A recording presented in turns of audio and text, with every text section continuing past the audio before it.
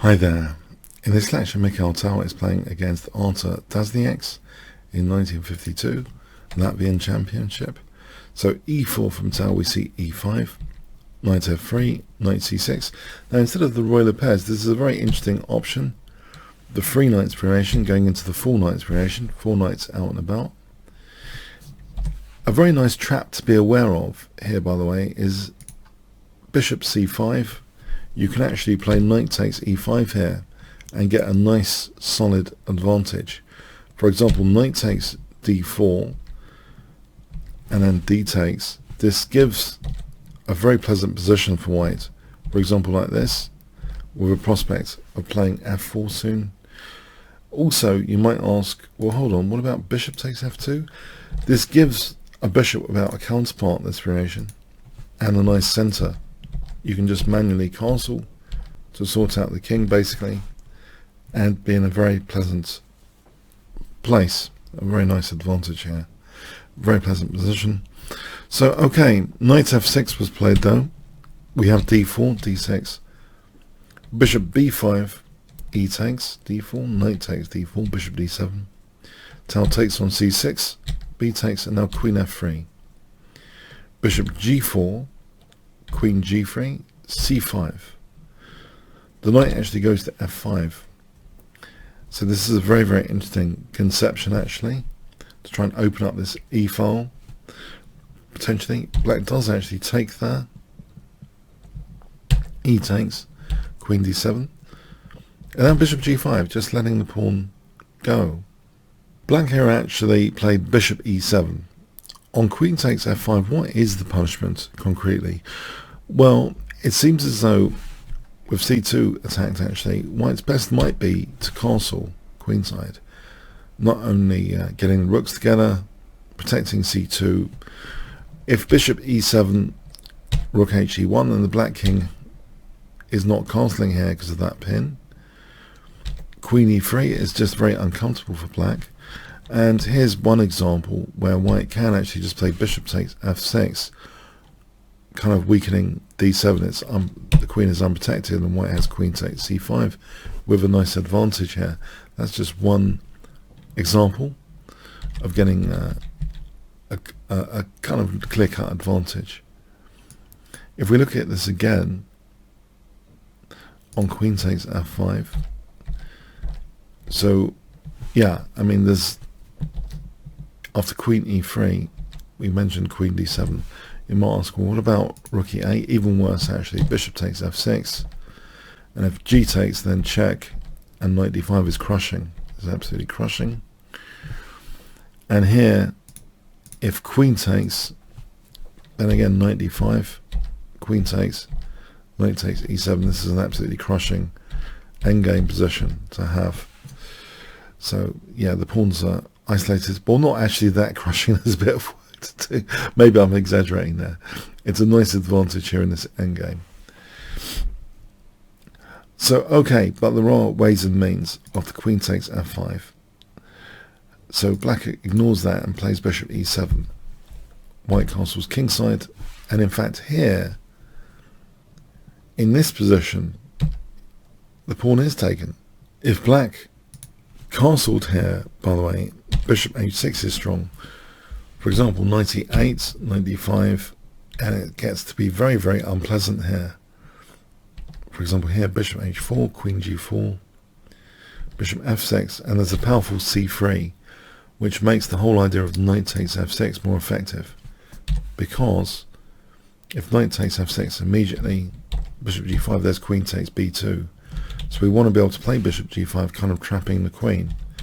So here it turns out, c3 is very, very strong, leaving black in a terrible state.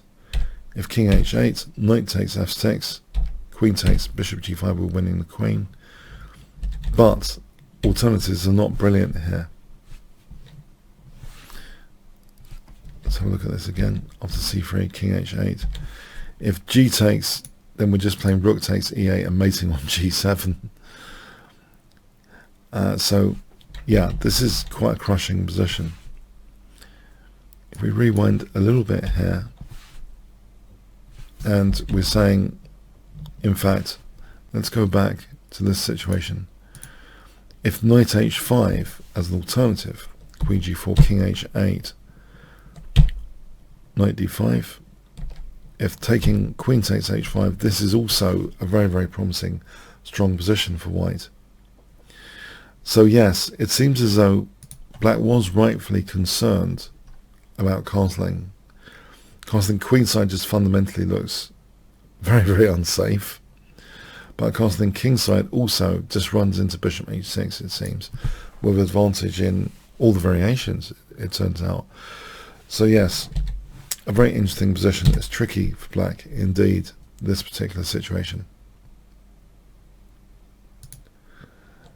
We have rook fe1, king f8, queen e3, rook e8. This is a big mistake here.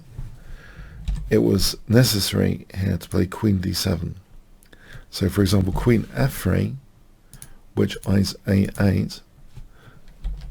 If the rook moves, rook ad1, this is actually a small edge for white overall in balance.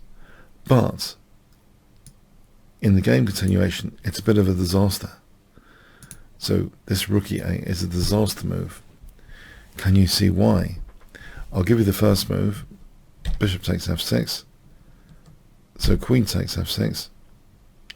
So why would this be a disaster? Knight d5, queen d4. What does white want to play in this position? If I give you 5 seconds to pause the video for 100 points, what is a really, really strong move?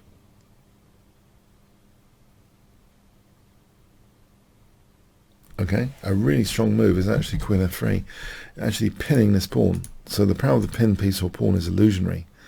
So these squares, they're not really controlled by this pawn, although that pawn covers g6, but what about e6? So this is a very difficult position.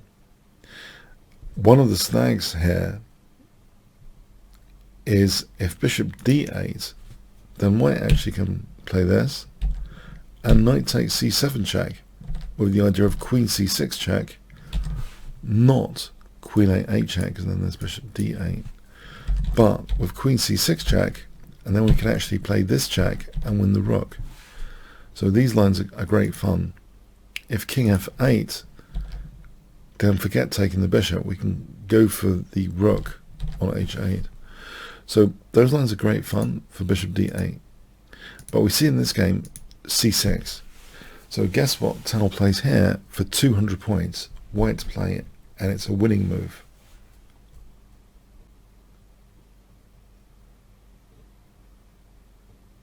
Okay, it's actually knight c7. We're hitting the rook, but also after rook c8, I hope you can spot it.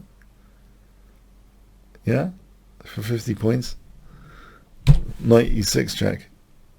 Yeah, winning the queen. Yeah, a sharp finish there at move 20. So pretty dangerous stuff. Tal introducing some very dynamic, interesting tactics into the position by willingly offering the f5 pawn just after this kind of standard set of moves, but knight f5, this very dynamic idea of this pawn sacrifice. Very dangerous, it seems, in the variations. Very, very interesting stuff. I hope you found that interesting and entertaining. Thanks very much. Hi there. Thanks for getting to the end of the YouTube video. If you would like to see other Mikhail Tal games, I actually have an amazing course for Mikhail Tal, which is currently at 4.9 with over 400 students. You can check this out from the Kingscrusher TV page. So Chess Strategy and Tactics, Mikhail Tal's amazing games. You can check out some free preview videos as well here. If you do expand all sections, you can see the preview links to get some free previews. So I hope you do check out this course index and the free previews. So I really had a thrilling time actually checking out Mikhail Tal's games. So yeah, the YouTube video here you saw was just a sample from this course. I hope you check it out. Okay, thanks so much. Oh, by the way, comments, questions, likes, shares, all appreciated. And if you did get to this part of the video, please do leave some sort of comment like Tal fan. Okay, thanks again.